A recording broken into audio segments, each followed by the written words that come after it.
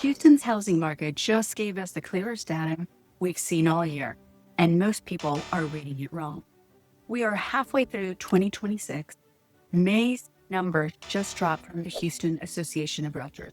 And what those numbers are telling us is not a crush, not a something that requires more nuance than either of those headlines.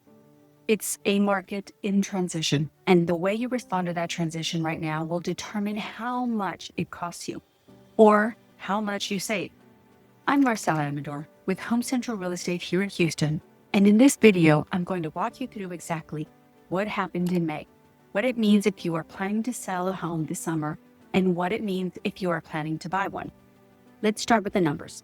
Single-family home sales in Greater Houston actually increased 4.4% year over year in May. So volume is not the problem. The story is in the underlying conditions: inventory, days on market, and price direction. Houston's single-family inventory has expanded to a 4.9-month supply. To put that in context, a 6-month supply is considered a balanced market, where neither buyers nor sellers have a structural advantage. We are sitting right at the edge of that, which is something Houston has not seen since 2019. The last several years of sub-2-month supply created a frenzy. That frenzy is over. Days on market are now averaging 60 days across the metro, 2 months from list to contract. That number has real consequences for sellers, and I'm going to get into that in a moment. On price, the single-family median sales price in Houston dipped 1.6% year over year to $332,000. The average sale price is tracking at $428,709. These are not dramatic numbers, but the direction matters. Prices are softening at the margin, and that trend is being driven by both the inventory expansion and what builders have been doing on the new construction side.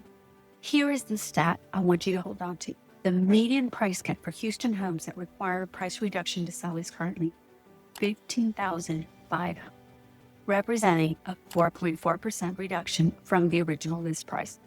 That is not small, and it tells you something important about where the market is punishing sellers who overprice. Now, let's talk about what this means in practice. A home that enters overpriced will absorb the majority of its strongest showing window, those first 2 to 3 weeks when new listings generate the most organic traffic.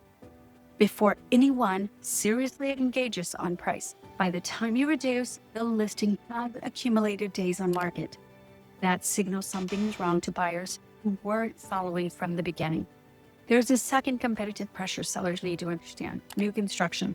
Houston home builders have been aggressively pivoting toward attainable price inventory. Price gap between a new build comparable resale home in Greater Houston has narrowed to approximately $15,500. That is not coincidence. It is a signal. Buyers have a real choice between new and resale, and they are using that choice as leverage. If you are listing this, your home needs to be priced correctly from day one, and it needs to show in a good condition that can compete with new construction incentive packages. That means condition, cleanliness, and no deferred maintenance that a buyer's inspector is going to fight. Now, if you are a buyer in Greater Houston right now, the landscape looks considerably different. You have something that Houston buyers have not had in 5 years. You can tour a home without having your inspections. You can run a full structural and foundational inspection, full HVAC and plumbing review, a full pest inspection as well, and keep every contractual protection your contract provides.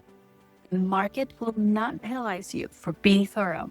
This specific opportunity right now, it is in what I'd call the stale listing window. Any home that has been on the market between 30 to 45 days without an offer is sitting in a zone where seller motivation has significantly increased. Summer deadlines, school schedules, lease expirations, job relocation.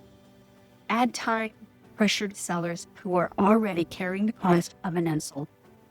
That combination makes them far more open to price reduction, closing cost contributions, or a seller paid rate buy-down.